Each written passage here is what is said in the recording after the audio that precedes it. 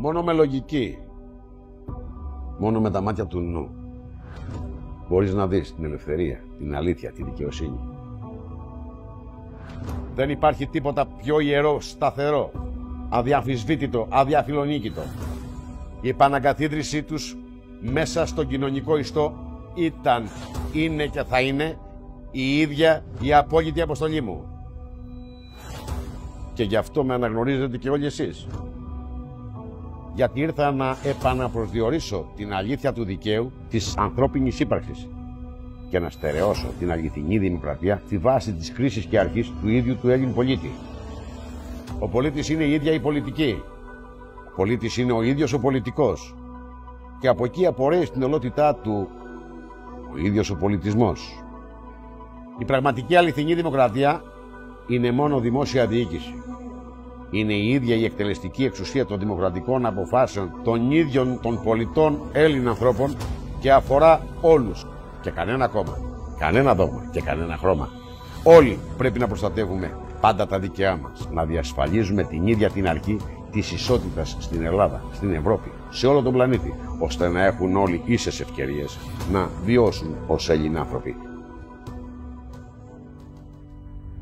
Σήμερα ψηφίζονται νόμοι που είναι ενάντια στην ανθρώπινη φυσιολογία, που προσβάλλουν και καταπιέζουν τον Έλληνα άνθρωπο. Νόμοι που επέβαλαν αυστηρή λιτότητα, άλογους και καταστροφικούς φόρους που πλήττουν αλίπητα κάθε άνθρωπο, κάθε πολίτη, με φτώχεια, με ενεργεία, με ασθένειες, με ανέτειες εισβολές μεταναστών, πολέμους. Ανύπαρτη ασφάλεια, ανύπαρτη ισότητα. Και εσύ, άνθρωπε, απουσιάζεις. Θα συνεχίσεις, άνθρωπε, να είσαι αντικείμενο στο βίο της ζωής της δημιουργίας σου. Είναι αδιανόητο να νομίζεις ότι είσαι μόνος σου. Όχι, δεν είστε μόνοι σας. Είμαστε όλοι μαζί. Μια μονάδα, μια ολότητα. Είμαστε ένα. Ήρθε η στιγμή να αναγνωριστεί το δίκαιο. Να κάνουμε πράξη όλα αυτά που θέλουμε και ονειρευτήκαμε. Γι' αυτό η Ελληνοσυνέλευση είναι εδώ. Και γι' αυτό είμαι εγώ εδώ. Και ο σκοπός είναι ένας και μοναδικός. Η εγκαθίδρυση της ελληνικότητας και η ίδρυση της πραγματικής πολιτείας. Να αναγνωρίσουν και να ενθυμηθούν όλοι ποια είναι η πραγματική δημοκρατία και πώς οι πολίτες πρέπει να ζουν στην πολιτεία. Πολίτης και πολιτεία είναι ένα. Το μόνο που μένει είναι να εμφανιστείς εσύ, πολίτη. Να δράσεις με ελεύθερη βούληση και να βάλεις τέλος στην αδράνεια, στη λύθη. Να ενωθείς στην ολότητα μονάδα της Ελληνοσυνέλευσης για την Ελληνοπολιτεία. Εγώ είμαι αυτός που πρέπει. Έρχομαι από ένα τεράστιο δρόμο. Την ώρα που πρέπει. Σχεδόν είμαι αυτός που δεν έχω όνομα. Για να κάνω αυτό που πρέπει. Έχει σημασία να καταλάβετε όλοι. Όλοι με γνωρίζουν ποιος είμαι.